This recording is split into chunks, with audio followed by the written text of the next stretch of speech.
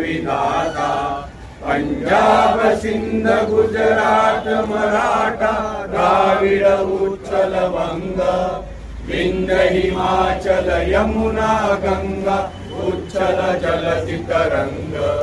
तव शुभ नामे जागे तव शुभ आशीष मागे, गाहे तव जय गाथा जन गण मंगलदायक। जय हे भारत भाग्य विधाता, जय हे जय हे जय हे जय जय जय जय हे।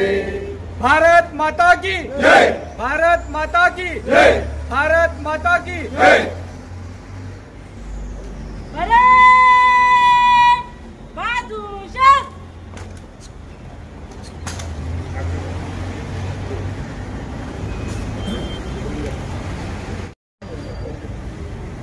श्रीमान, यहाँ पे ध्वजारोहण समारोह संपन्न हुआ। आगे के लिए आदेश।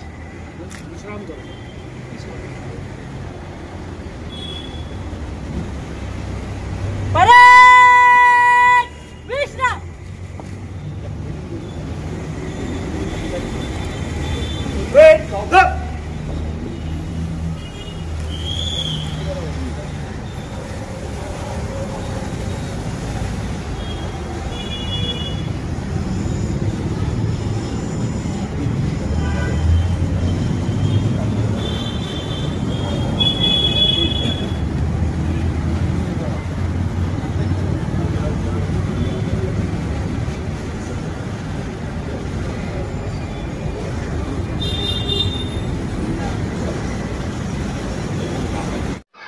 भारत के संविधान को अपनाने के उपलक्ष्य में हर साल गणतंत्र दिवस मनाया जाता है। इसी की वजह से भारत एक लोकतांत्रिक गणराज्य बन गया। गणतंत्र दिवस ही वो दिन है जब भारत का संविधान लागू हुआ था। भारत के संविधान को अपनाने के उपलक्ष्य में हर साल गणतंत्र दिवस मनाया जाता है। इसी की वजह से भारत एक लोकतांत्रिक गणराज्य बन गया। गणतंत्र दिवस ही वो दिन है जब भारत का संविधान लागू हुआ था। सबसे पहला गणतंत्र दिवस 26 जनवरी 1950 को मनाया गया था। गणतंत्र दिवस की परेड हर साल 26 जनवरी को नई दिल्ली के कर्तव्य पथ पर आयोजित की जाती है। स्वतंत्रता संग्राम के इतिहास में अनेक घटनाओं ने 26 जनवरी को अहम दिन बनाया है। यही वजह है कि इस दिन को भारत के लोकतांत्रिक गणराज्य बनने के दिन के तौर पर चुना गया। कांग्रेस पार्टी ने 19 दिसंबर 1929 को अपने लाहौर अधिवेशन में पूर्ण स्वराज्य प्रस्ताव पारित किया। इस प्रस्ताव में भारत के लिए पूर्ण स्वतंत्रता की मांग की गई थी। भारत के डोमिनियन दर्जे को लेकर ब्रिटिश और स्वतंत्रता आंदोलन के नेताओं के बीच बातचीत बेनतीजा होने के बाद यह प्रस्ताव पारित किया गया। यही वजह है कि यह पूरी तरह से इरविन समझौते की विफलता थी। इसके कारण पूर्ण स्वराज्य प्रस्ताव की घोषणा की गई और जवाहरलाल नेहरू ने रावी नदी के तट पर तिरंगा झंडा फहराया। इसी प्रस्ताव में घोषणा की गई कि भारत 26 जनवरी को अपना गणतंत्र दिवस मनाएगा। 77 गणतंत्र दिवस के शुभ अवसर पर आइए हम जानते हैं एसीपी साहब से ये जनता को क्या मैसेज देंगे। सर, आप जनता को क्या मैसेज देना चाहोगे? सबसे पहले तो मैं 77 हमारा जो ये प्रजासत्ताक दिन है, इसके लिए सबको बहुत बहुत शुभकामनाएं देता हूँ। हम लोग 77 साल पूरे कर चुके हैं, तो हमारे सामने कई नई नई समस्याएं भी निर्माण हो रही है। तो अब हम सबको इस समस्याओं का समाधान भी ढूंढना है। जैसे कि सबसे बड़ी समस्या भी मुझे ऐसा लगता है कि नशा। हमारा जो यूथ है वो नशे में बर्बाद हो रहा है, और ये अब भी हमने इनको नहीं रोका तो भविष्य में हम अपने यूथ को खो देंगे। इसलिए अभी हमारा सबसे पहला ये जो काम है, मुझे लगता है हमको नशाखोरी बंद करने के लिए जो सारी चीजें करनी है हम उस पर ध्यान दे रहे हैं और उसको खत्म करने की ठान ली है। और ये सिर्फ पुलिस का काम नहीं है, इसमें हमको जनता का भी सहयोग लगेगा। और मैं आप सभी जनता को यही कहूंगा कि आप हमको इसमें साथ दीजिए, हम सब मिलकर इस नशा को खत्म करने सर जो युवा पीढ़ी है, जो युवा पीढ़ी के नशाखोर इतना सरेआम हो गया नशाखोर, युवा पीढ़ी के जो पेरेंट्स हैं उनके माता पिता को आप क्या मैसेज देना चाहोगे? मैं यही मैसेज दूंगा माता पिता को कि बच्चे या कोई भी इंसान नशाखोरी करता है उसकी कुछ रीजंस होते हैं। तो उस रीजंस के लिए माता पिता ने अपना बच्चा कहाँ जा रहा है, किसके साथ जा रहा है, स्कूल में जाने के बाद में वो क्या करता है, कॉलेज से आने के बाद में वो क्या करता है, उसकी तरफ ध्यान देना जरूरी है। इंटरेक्शन बनाए रखना, जो हमारे फैमिली में हर एक के साथ बात करना, ये सारे इंटरेक्शंस बनाए रखना बहुत जरूरी चीज़ है। तो वो करना आवश्यक है। सर 77 गणतंत्र दिवस के मौके पर आप आरसीएफ की जनता को क्या मैसेज देना चाहोगे? 77वा प्रजासत्ताक दिनानिमित्त आपल्या आरसीएफ पोलीस स्टेशन असेल आणि पोलीस विभागाकडून मी जनतेकरता एक मेसेज देऊ इच्छितो की आपल्या लोक प्रजासत्ताक दिन याकरता 77 दिवस पूर्ण झालेले आहे आणि खूप चांगल्या प्रकारे आपला एक भारत देशात सर्वत्र लोकशाही नांदत आहे आणि सर्व जाती धर्माचे लोक गुण्यागोविंदाने आपल्या समाजात राहून आपली कायदा सुव्यवस्था, आपले कौटुंबिक जबाबदाऱ्या आणि शासकीय प्रशासकीय सगळ्या जबाबदाऱ्या पाळून एक सुखी आणि समृद्ध जीवन जगत आहे।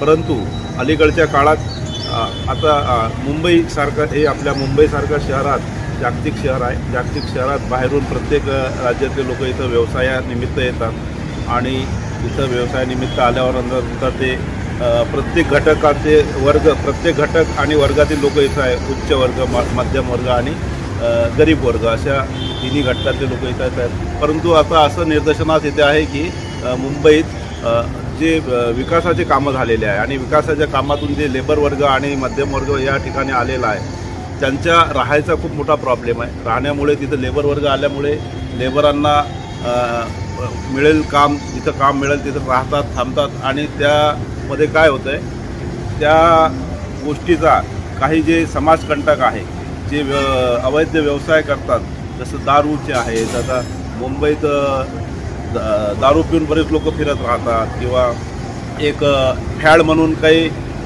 नशा करतात। त्या नशेमध्ये आता आधुनिक नशेचा प्रकार एक दारू हा कॉमन झालेला असला तरी नवीन शहरात एक नशेचा प्रकार वेगळा झालेला आहे की गांजा, चरस, कोकेन, हुक्का, भांग। आता त्यात पण वेगवेगळे प्रकार असे आहेत की एक सिगरेटच्या स्वरूपात येतो किंवा आपलं असा वास घेतला किंवा पेपर वास घेतला, असे वेगवेगळ्या प्रकारचे व्यसनाच्या मार्ग निघालेले आहे आणि त्याकरता एक असं निदर्शन आलं की समाजात जे घटक वेगवेगळ्या ठिकाणी येतात त्यात ऑनलाईन सिस्टमचा खूप मोठा सहभाग दिसून येतोय की हे जे अवैध व्यावसायिक आहे त्या ऑनलाईन सिस्टमचा एक चुकीचा वापर करत आहे। समाजात एक ऑनलाईन सिस्टम हा लोकांना सेवा देण्यासाठी केलेला आहे, परंतु त्यात असं दिसतं की बरेच ठिकाणचे, जसं आता नाव मी कुठल्या वर्गाचं घेणार नाही, डिलिव्हरी बॉय असतात, काही कंपनीचे इन्स्ट्रुमेंट विकले जातात ऑनलाईनला, काही फूड्सचे पॅकेट्स घरोघरी पोहोचवतात, काही अंगड्या किंवा टपाल सेवासारखे किंवा इतर वस्तू, आता इलेक्ट्रॉनिक वस्तू लोक ऑनलाईन मागवतात। हे जे व्यावसायिक आहे ऑनलाईन डिलिव्हरी करणारे, या माध्यमातून चरस, गांजाचे पार्सल पण पाठवण्यात येत आहे असं आमच्या निदर्शनात आहे आणि त्याच्यावर प्रतिबंध होण्याकरिता आणि समाजात सर्व घटकांची सुरक्षा निर्माण होण्याकरता माननीय CP सरांनी, स्पेशल CP सरांनी, एलँडो सरांनी आणि आपले झोन 6 चे DCP सर आणि पूर्व विभागाचे रिजन सर यांनी एक कार्यक्रम हाती घेतलेला आहे की आपलं मुंबई शहर आणि आपलं रिजन, डिव्हिजन आणि पोलीस स्टेशन हे कसं नशामुक्त होईल आणि जो नशेचा प्रकार वाढत चाललेला त्याला कसा प्रतिबंध करण्यात येईल त्याकरता एक मोहीम हाती घेतलेली आहे। प्रत्येक मोहल्ल्यात, प्रत्येक विभागात जाऊन कॉर्नर मीटिंग घ्यायची, प्रत्येक मुलांना समजवायचं, सांगायचं, काउन्सिलिंग करायचं, याकरता सरांनी वेगवेगळी पथके तयार केलेली आहे आणि प्रत्येक पोलीस स्टेशन स्तरावरती राबवण्यात येत आहे। हे काम सुरू झालेलं आहे। पुन्हा आता जवळच्या नजीकच्या काळातच जे आपल्या काही विशेष भाग असतात त्या भागात लोकसंख्या जास्त आहे आणि लेबर वर्ग किंवा मध्यम वर्ग जास्त आहे, त्या भागात त्याचं प्रमाण जास्त दिसतं आहे व्यसनाचं आणि त्या व्यसनावर प्रतिबंध करण्याकरता एक आता मोठ्या प्रमाणात रॅली घेऊन जनजागृतीचा कार्यक्रम घेणार आहे। या नशेच्यामुळे काय होत आहे की 2-3 प्रकारचं क्राईम समाजात वाढत आहे। की नशा केल्यामुळे एक नशेचा क्राईम तर तो वाढतोच आहे, त्यामुळे आणि नशेचा क्राईम करण्याकरता सायबर क्राईम होत आहे, ऑनलाईन क्राईम होत आहे. सायबर क्राईममध्ये पुन्हा लोकांना एक फसवणुकीचे प्रकार वाढलेले आहेत, चिटिंगचे प्रकार वाढलेले आहेत. कुठले तरी टास्क दिल्या जातात, ऑफर दिल्या जातात. सुरुवातीला त्यांना लालच दिल्या जातं की तुम्ही 2000 टाका, तुम्हाला 2500 मिळतील किंवा 2200 रुपये मिळतील. म्हणजे 10 सेकंदात 5 सेकंदात तुम्ही टाकले की तुम्ही तो टास्क पूर्ण केला की तुम्हाला लगेच 200, 500, 1000 रुपयाचा लाभ होईल. असे वेगवेगळे ॲप्सच्या माध्यमातून लोकांना प्रलोभन दिल्या जात आहे. आणि सुरुवातीला लोकांना ती प्रक्रिया करताना त्यांना त्याचे लाभही होतात.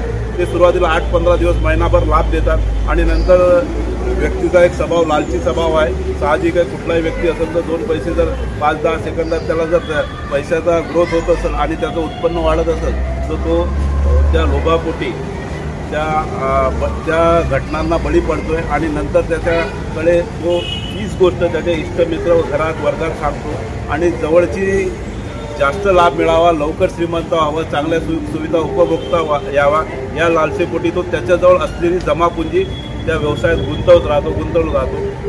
नंतर ऑनलाईन व्यवसायातून जे व्यावसायिक आहेत ते त्यांना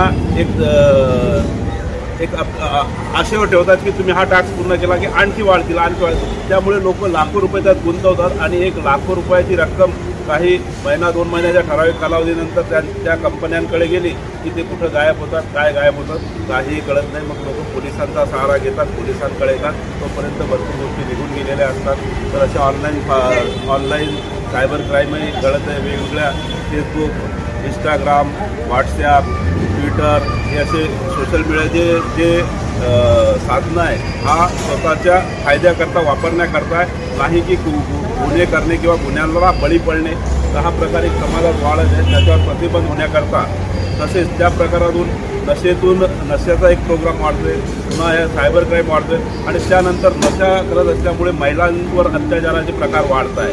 तर ह्या एक आपला अजेंडा आपल्या पोलीस दलांच्या वरिष्ठांनी सुरू केलेला आहे मुंबई स्तरावर की महिलांची सुरक्षेच्या अनुषंगाने कार्यक्रम घेणे, त्यांचं काउन्सिलिंग करणे, महिलांविषयीच्या काही घटना घडत असतील तर त्वरित ॲक्शन घेणे, क्विक कारवाई करणे आणि जो पण आरोपी असेल, गुन्हेगार असेल त्याला शिक्षेच्या दारात घेऊन उभं करणे. नवीन कायदे आलेले आपल्याकडे आता त्या कायद्याच्या माध्यमातून त्यांना त्याच्यावर केसेस करून ही कारवाई करणे. पुन्हा